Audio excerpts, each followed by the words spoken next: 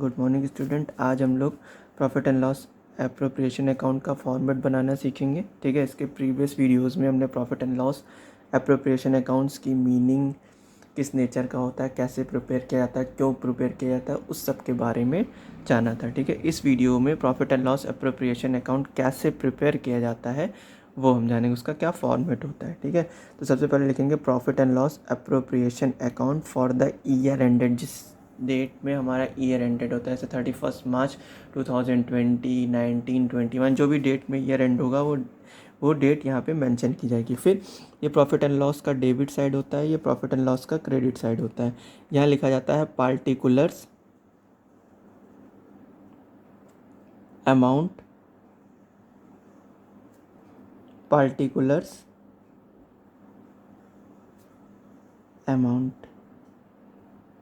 सबसे पहले credit side में लिखते हैं by profit and loss account, bracket में नेट प्रॉफिट।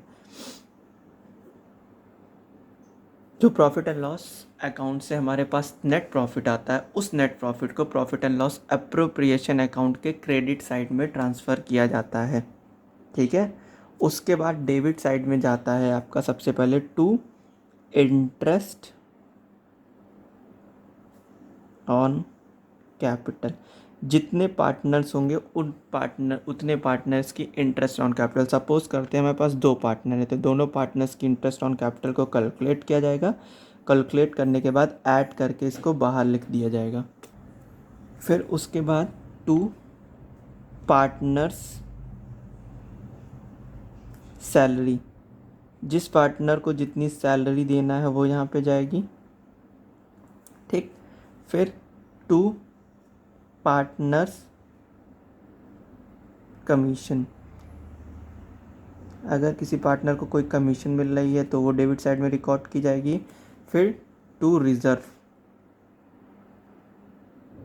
प्रॉफिट का वो पार्ट जो फर्म डिस्ट्रीब्यूट नहीं करना चाहती है, अपने पास एज अ रिज़र्व के रूप में रखना चाहती है, वो यहाँ पे रिकॉर्ड किया जाएगा। फिर यहाँ पे बाई क्रेडिट साइड में जाएगा बाई इंटरेस्ट ऑन ड्राइंग। ठीक, जो पार्टनर से चार्ज करेगी, सपोज ए और बी हैं, ए और बी से दोनों से इंटरेस्ट ऑन ड्राइंग चार्ज कर रही है फर्म, तो दोनों का इंटरेस्ट ऑन ड्राइंग जाएगा यहाँ पे। फिर उसके बाद क्रेडिट साइड का टोटल किया जाएगा, डेबिट साइड का टोटल किया जाएगा। अगर क्रेडिट साइड का टोटल डेबिट साइड के टोटल से ज़्यादा है तो प्रॉफिट आएगा, और डेबिट साइड में लिखा जाएगा to profit transfer to partners capital या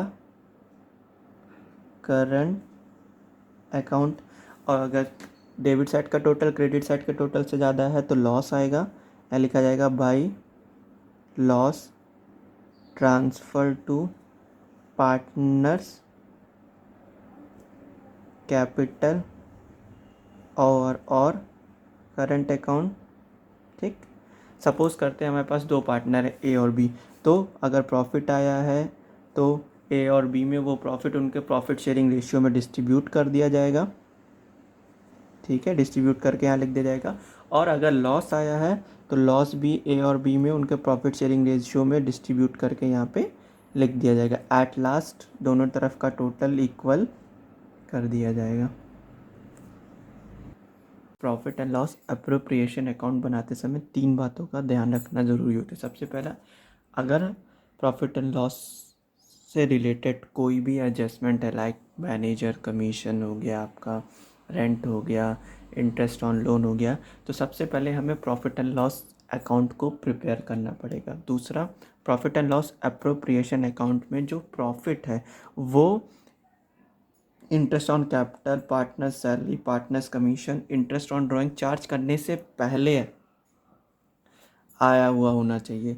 बाद का अगर प्रॉफिट दिया हुआ है तो सबसे पहले हम बिफोर वाला प्रॉफिट को फाइंड आउट करेंगे। ऐसा इसलिए किया जाता है क्योंकि interest on capital, partners salary, partners commission, interest on drawing एक बार प्रोवाइड की जाती है, बार बार वो प्रॉफिट में से नहीं प्रोवाइड की जाती है।